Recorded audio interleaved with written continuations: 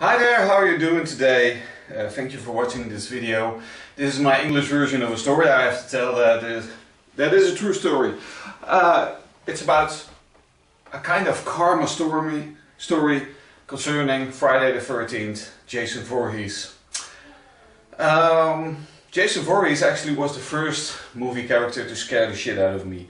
In 1982, when I was just 6 years old, my mother took me to visit my grandmother, an aunt of me, who was still living with my grandmother at the time. When we came in, she was already watching the original first Friday the 13th movie. And nobody in the room was like, you know, maybe this is too scary for this 6-year-old. Maybe we should turn it off. They didn't think about that. So the movie was on the telly, and I witnessed the movie, which wasn't good for me. Well, it made a good story. At the end, of course, Ari Lehman as the young Jason jumps out of the water and takes Alice down. That scene was particularly scary for me. It gave me nightmares for years. And so my aunt actually was the cause, sort of, for me having nightmares for years. About 10 years later, I already had become a vivid horror fan, and I was building characters from horror movies like Freddy Krueger. I built him full size. And I also wanted to build Jason Voorhees. It was around 1994, I think. And, well, in that time, over here in Holland, you couldn't get those hockey masks. They weren't for sale in a party store, in a Halloween store, or, well, internet didn't exist at that time, so I didn't know how to get one. But my parents knew a guy who was doing ice hockey, and he had one. One that he actually used in his sports as an ice hockey player. And well, he had a new one, so the old one, it was just laying around for him, and well, he gave it to me because he knew I was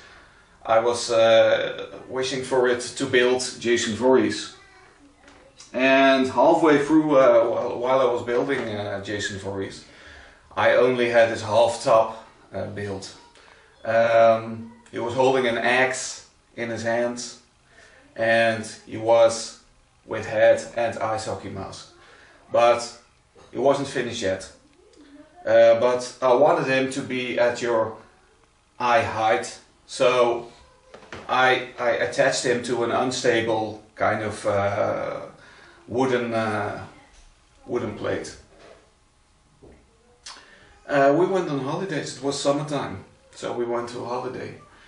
And that same aunt that was watching Friday the 13th 12 years before that, she had a key to our house to take care of the mail and take care of the plants, and well, we had lots of pets, including snakes, because my father, he was a vivid fan of snakes, and I was also having snakes in my attic room.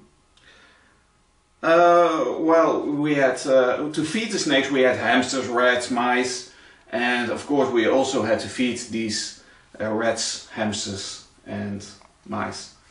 So we had food for them, you know, in our house. And my aunt, she didn't like snakes at all.